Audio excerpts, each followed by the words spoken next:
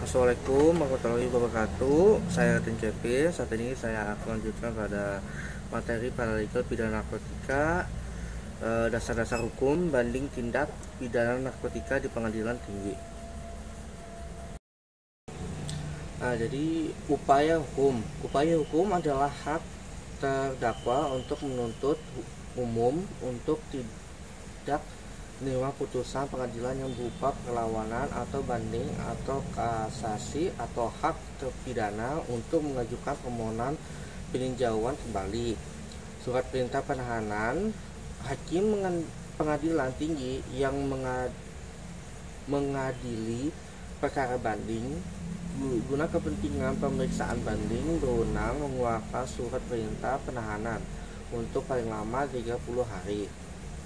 Jangka waktu 30 hari apabila diperlukan guna kepentingan pemeriksaan yang belum selesai dapat diperpanjang oleh ketua pengadilan tinggi yang bersangkutan untuk paling lama 60 hari.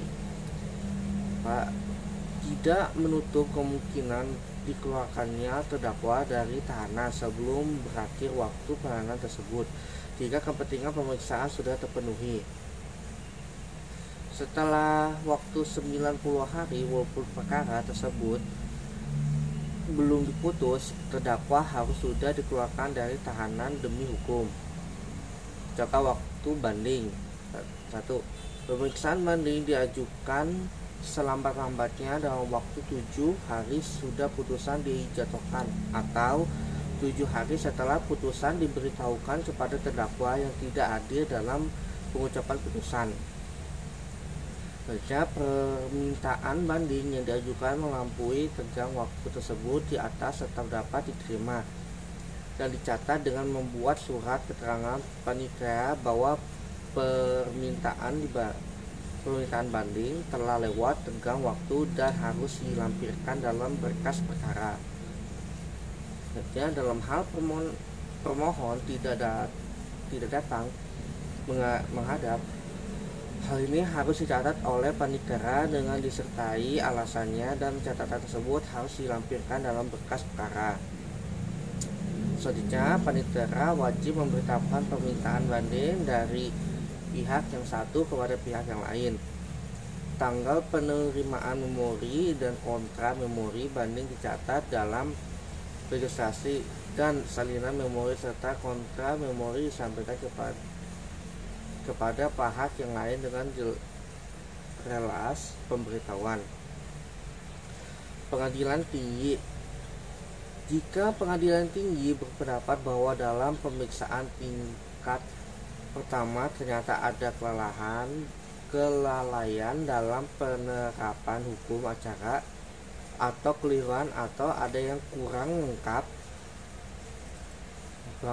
maka pengadilan tinggi dengan satu keputusan dapat memerintahkan pengadilan negeri untuk memperbaiki hal itu atau pengadilan tinggi melakukannya sendiri. Jika perlu, pengadilan tinggi dengan keputusan dapat membatalkan penetapan dari pengadilan negeri sebelum putusan pengadilan tinggi dijatuhkan. Pengadilan tinggi dapat memutuskan menguatkan atau mengubah atau dalam hal membatalkan putusan pengadilan negeri. Jika dalam pemeriksaan tingkat banding terdakwa yang dipidana itu ada dalam tahanan, maka pengadilan tinggi dalam putusannya memerintahkan supaya terdakwa perlu tetap ditahan atau dibebaskan. Selanjutnya, salinan surat putusan pengadilan tinggi beserta berkas perkara dalam waktu 7 hari setelah putusan tersebut dijatuhkan dikirim kepada pengadilan negeri yang memutus pada tingkat pertama. Peran paralegal. Jadi peran paralegal dalam pemeriksaan banding tindak pidana narkotika di pengadilan tinggi yaitu: 1. Menyiapkan dokumen, membantu dalam menyiapkan dokumen-dokumen yang diperlukan untuk proses banding, termasuk mengumpulkan dan menyusun bukti serta mencatatkan saksi, menyusun memori banding yang beralasan mengapa putusan di pengadilan tingkat pertama perlu ditinjau ulang. 2. Riset hukum, melakukan riset hukum terkait kasus narkotika dan mencari preseden yang relevan yang dapat mendukung argumen dalam banding, mencari dan menyusun informasi mengenai undang-undang yang peraturan berlaku, serta jurisprudensi yang mendukung posisi hukum klien. 3. Dukungan administratif, mengelola jadwal pengadilan dan memastikan supaya tenggang waktu dipenuhi, menyiapkan dan mengatur file-file kasus agar terorganisir dan mudah diakses selama proses banding. 4. Koordinasi dengan klien dan saksi, menghubungi dan berkomunikasi dengan klien untuk memastikan mereka memahami proses banding dan status kasus mereka, mengatur dan mempersiapkan saksi yang akan memberikan kesaksian di pengadilan banding jika ada mengajukan saksi untuk tingkat banding. 5. Dukungan bagi pengacara, mendukung pengacara dalam menyusun strategi hukum untuk banding, menghadiri persidangan bersama pengacara dan memberikan bantuan teknis seperti mencatat selama persidangan dan mengelola dokumen yang diperlukan. 6.